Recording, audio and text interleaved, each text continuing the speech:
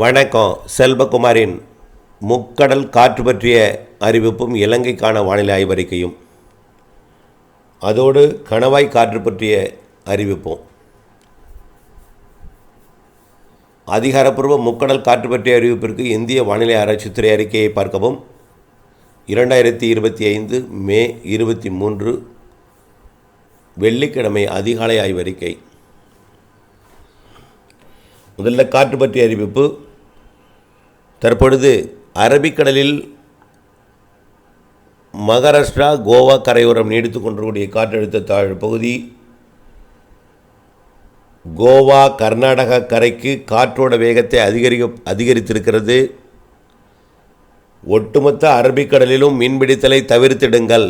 முன்கூட்டியே உருவாகிறது வலுவான ஒரு காற்றை கொடுக்கக்கூடிய, அதிக மழைப்பொழிவை கடலுக்குள்ளும் கொடுக்க போகிற மேற்கு தொடர்ச்சி மலை மற்றும் கேரளா, கர்நாடகா, கோவா, மகாராஷ்டிரா கரையோரத்திலிருந்து மலையோரம் வரைக்கும் கொடுக்கக்கூடிய வலுவான மழைப்பொழிவுடன் கூடிய மேற்கு தென்மேற்கு காற்று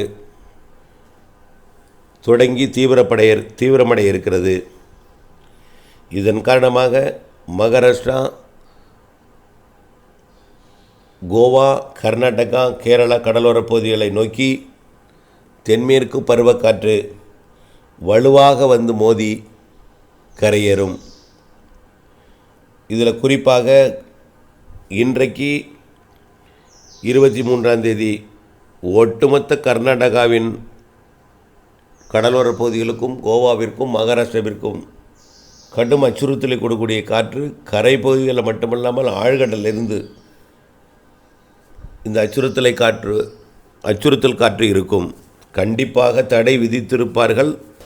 தடை விதித்து, அதாவது அரபிக்கடலோரம் மீன்பிடித்தலுக்கு தடை விதிக்கப்பட்டிருக்கும். தடை விதிக்கப்படாவிட்டாலும் கண்டிப்பாக கடலுக்குள் இறங்காமல் இருப்பது நல்லது. தமிழக மீனவர்கள் கேரளா மற்றும் கர்நாடக கரையோரத்தில் இருந்தால் தயவுசெய்து கடலுக்குள் இறங்க வேண்டாம்.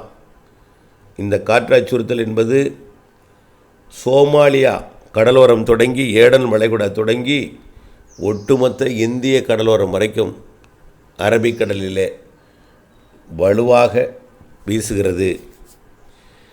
அதேபோல் தமிழ்நாட்டின் குமரிமுனை, மன்னார் வளைகுடா, பாக் ஜலசந்தி பகுதிகளிலையும் வலுவான காற்று பயணிக்கிறது. கோடியக்கரை முனை, ராமேஸ்வரம் பகுதியை தொட்டுக்கொண்டு இது மாலையில் பாக் ஜலசந்தி மற்றும் மன்னார் வளைகுடாவில் 60 கிலோமீட்டர் வேகம் கொண்ட காற்றாக மாறிவிடும். ஒட்டுமொத்தம் குமரி கடல் தொட்டு, குமரி முனை தொட்டு, ராமேஸ்வரம், தலைமன்னார் தொட்டு, யாழ்ப்பாணம் தொட்டு, கோடியக்கரை முனை, யாழ்ப்பாணத்துக்கு இடைப்பட்ட பகுதி வழியாக தமிழ்நாட்டின் வடகடலோரம் ஒட்டி வடக்கு நோக்கி பயணிக்கக்கூடிய காற்று வலுவாக இருக்கும் என்பதனால் அரபிக்கடல் போலவே வங்கக்கடலிலும் தடை விதிக்கப்பட்டிருக்கும். அரபிக்கடலை விட வங்கக்கடலில் மன்னார் வளைகுடாவில் வலுவான காற்று இருக்கிறது. ஆனால் கோடியக்கரை முனையிலிருந்து வடகடலோர சென்னை வரைக்கும் உள்ள கடற்பகுதியில் லேசான காற்று, எடை குறைந்த படகுகளுக்கு அச்சுறுத்தும் காற்று இருக்கும். ஆனால் கோடியக்கரை முனைக்கு தெற்கே போக போக மன்னார் வளைகுடா குமரி முனையில் 65 கிலோமீட்டர் வேகம் கொண்ட காற்று இருக்கும் என்பதை நீங்கள் நினைவில் கொண்டு உங்களுடைய பணிகளை திட்டமிட்டு கொள்ள வேண்டும். மீன்பிடிக்க தயவுசெய்து கடலுக்குள் இறங்க வேண்டாம். இந்த மாதம் 31ஆம் தேதி வரைக்கும் இதே அச்சுறுத்தல் கடலில் இருக்கும் என்பதை நினைவில் கொண்டு கடலில் மீன்பிடிக்க செல்லாமல் இருப்பது நலம் என்று நான் நினைக்கிறேன். கண்டிப்பாக ஒட்டுமொத்த அரபிக்கடல், ஒட்டுமொத்த வங்கக்கடல், ஒட்டுமொத்த குமரி கடற்பகுதிகளுக்கு இருவேறு நிகழ்வுகள். வங்கக்கடலின் வடக்கு பகுதியை நோக்கி முன்னேறக்கூடிய காற்று சுழற்சி இன்று உருவாகிறது. இது வரக்கூடிய 27, 28 தேதிகளில் வடக்கு வங்க கடற்பகுதியை அடைந்து ஒட்டுமொத்த வங்கக்கடலுக்கும் காற்று அச்சுறுத்தலை கொடுக்கும். தற்பொழுது அரபிக்கடலில் நீடித்து கொண்டிருப்பதும் ஒட்டுமொத்த அரபிக்கடலுக்கும் காற்று அச்சுறுத்தலை கொடுக்கும். குமரி கடலுக்கும் அதுபோல். ஆக ஒட்டுமொத்த முக்கடலிலுமே தடை விதிக்கும் அளவிற்கு காற்று இருக்கிறது. கடலுக்குள் இறங்காமல் இருப்பது நலம். தொடர்ந்து வானிலை அப்டேட்ஸுடன் இணைந்திருக்கவும். அடுத்ததாக இலங்கையை பொறுத்த வரைக்கும் தென்மேற்கு பருவமழை தொடங்கியது எனலாம். இலங்கையில் தென்மேற்கு பருவமழை சாரல் மழையாக இலங்கையோட தென்மேற்கு பகுதிகளில் பொழியும். இந்த சாரல் மலைப்பகுதிகளுக்கும் எட்டியிருக்கும். ஒரு சில நாள் மத்திய மாகாணங்கள், ஒரு சில நாள் வடக்கு கிழக்கு மாகாணங்கள் வரைக்கும் இந்த மழைப்பொழிவு இலங்கையிலிருந்து, அதாவது இலங்கையோட தென்மேற்கு பகுதியிலிருந்து படிப்படியாக மத்திய மாகாணங்கள், வடக்கு கிழக்கு மாகாணங்கள், யாழ்ப்பாணம், காங்கேசன்துறை முனை வரைக்கும் அவ்வப்பொழுது எட்டும். ஆனால் தினசரி இலங்கையோட கொழும்பு, காலி, கோட்டை பகுதிகளில் மழைப்பொழிவை கொடுத்து கொண்டே இருக்கும். பெரும்பாலும் வெயிலுக்கு வாய்ப்பே இல்லை. இதமான வெப்பநிலை, குளிர்ந்த சீதோஷ்ண நிலை, மழை, சாரல்,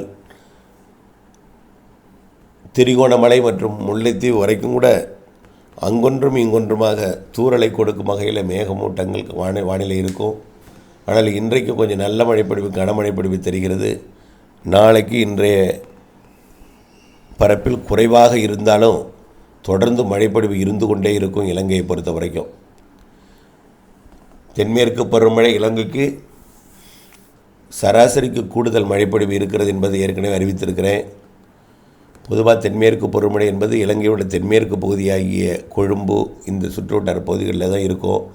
ஆனால் இந்த ஆண்டு கடல் நீரோட்டம், கடல் வெப்பம் எல்லாம் வலுவாக இருக்கிற காரணத்தினால தென்மேற்கு பருவமழை காலத்தில் காற்று சுழற்சி வங்கக்கடலில் தமிழ்நாட்டு கரையை ஒட்டி தமிழ்நாட்டுக்கும் மழைப்பொழிவு ஏற்படுத்தும் வகையில் சாதக அமைப்பை அடிக்கடி ஏற்படுத்தும்.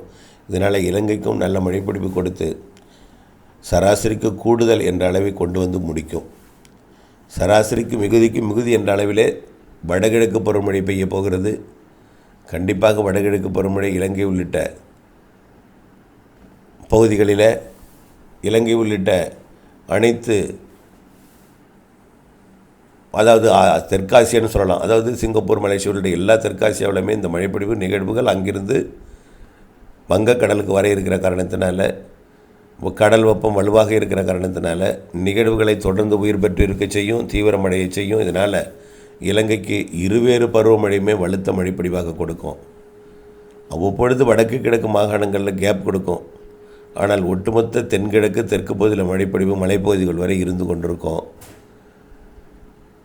அதனைத் தொடர்ந்து குளிர்கால மழைப்பொழிவு கூட வடகிழக்கு பருவமழை தொடரச் செய்ய வாய்ப்பு இருக்கிறது. இந்த ஆண்டு தொடங்கிய மழை கூட இன்னும் ஏதோ ஒரு காரணத்தினால கோடை மழையாக தற்பொழுது நீடித்து கொண்டிருக்கிற நிலையில் இருவேறு பருவமழைகளும் தீவிரமடைந்து 2026 ஜனவரி, பிப்ரவரி வரைக்கும் கூட மழைப்பொழிவிற்கு சாதகம். பற்றாக்குறையால் எந்தவித பிரச்சனையும் ஏற்படாது. ஆனால் மிகுதிக்கு மிகுதியான மழைப்பொழிவு என்பதில் மாற்றமில்லை. சராசரிக்கு கூடுதல் மழை என்பதிலே மாற்றமில்லை. தொடர்ந்து வானிலை ஆய்வறிக்கையோடு இணைந்திருங்கள். வானிலை அறிந்து விவசாயம் செய்திடுங்கள். நன்றி.